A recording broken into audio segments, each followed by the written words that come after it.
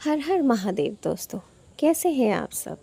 आशा करती हूँ आप थोड़ा थोड़ा ईश्वर की तरफ आगे बढ़ रहे हैं। आपकी जर्नी भी थोड़ा थोड़ा आगे बढ़ रही है।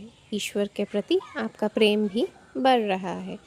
जब आपको ये महसूस होने लगेगा ना कि आपके मन का भाव, जो प्रेम भाव है ईश्वर के प्रति, वो थोड़ा थोड़ा और बेहतर होता जा रहा है, तो आप भी ये जान लीजिएगा कि ईश्वर भी आपकी तरफ उसी गति से आगे बढ़ रहे हैं। जितना आप उनको प्रेम करते हैं, वो भी आपसे उतना ही प्रेम करते हैं। पर इसका मतलब ये नहीं है कि जीवन में कोई संकट ही नहीं आएगा। जीवन तो एक पहिए की तरह है। पहिया जैसे ऊपर नीचे करके आगे चलता रहता है, जीवन भी सेम उसी तरह से आगे बढ़ता रहता है। कभी खुशियाँ कम हो जाती हैं, दुख ज़्यादा हो जाता है, तो कभी खुशियाँ ज़्यादा बढ़ जाती हैं, दुख कम हो जाता है।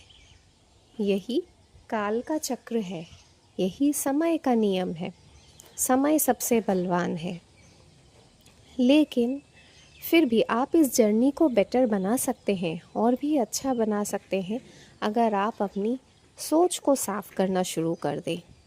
ये सफाई ऐसे तो धीरे धीरे ही होती है, आपको समझ में आएगा भी नहीं, लगेगा कि इससे क्या फ़र्क पड़ता है, लेकिन इन चीज़ों से ही आपके अंतर्मन की शुद्धि होती है। आप कभी एक बार जज कीजिए कि आपके आसपास ऐसे कितने लोग हैं जिनसे आपको ईर्ष्या होती है, जिनसे आपको लगता है कि काश मेरा जीवन इनके जैसा होता, या आपको फील होता है कि नहीं भगवान जी, आपने मुझे जो कुछ दिया है उसका डबल आप उस इंसान को भी दे जो मेरे सामने खड़ा है, या जो मेरा कोई रिलेटिव है, जो मेरा कोई दोस्त है।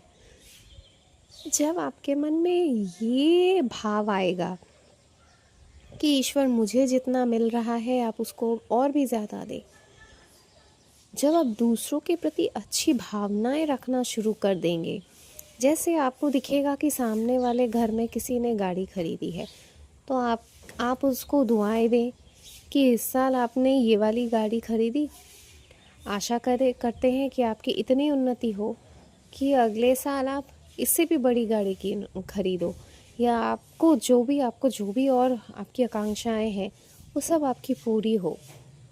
जब आप दूसरों के प्रति ऐसे भाव रखने शुरू करते हैं, सद्भाव जिसे कहते हैं, हर चीज़ में सद्भावना, तब आपके अंतर्मन की शुद्धि होनी शुरू होती है। क्योंकि ईश्वर को जैसे हम मंदिरों में देखते हैं या कहीं हम स्थान देते हैं बिठाने के लिए, जब आप सच में ईश्वर की तरफ आगे बढ़ते हैं, आप उनको अपने मन में स्थान देते हैं, वो आपके अंदर ही विराजमान होते हैं। तो जब आप वो आपके मन में, आपके अंतर्मन में विराजमान होंगे, आपके अंतर्मन को स्वच्छ रखना ही होगा। क्या गंदी जगह पे कहीं भगवान रह सकते हैं? कभी भी नहीं।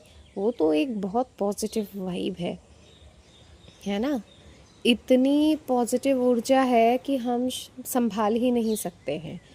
तो जब आप अपने अंतर्मन में उनको स्थान देते हैं, तभी आप ईश्वर की तरफ आगे बढ़ते हैं। इसीलिए आपकी भावनाओं को की तरफ ध्यान दें कि आपकी भावना कैसी है। भाव सही तो समझ लीजिए आपने सही रास्ता पकड़ लिया है। अगर भाव सही तो सब सही, तब ईश्वर भी आपकी तरफ और भी ज़्यादा आकर्षित होते हैं। आज के लिए इतना ही। ऐसे वीडियोस में लाती रहूँगी। वीडियो को लाइक कीजिए, सब्सक्राइब कीजिए। हर हर महादेव।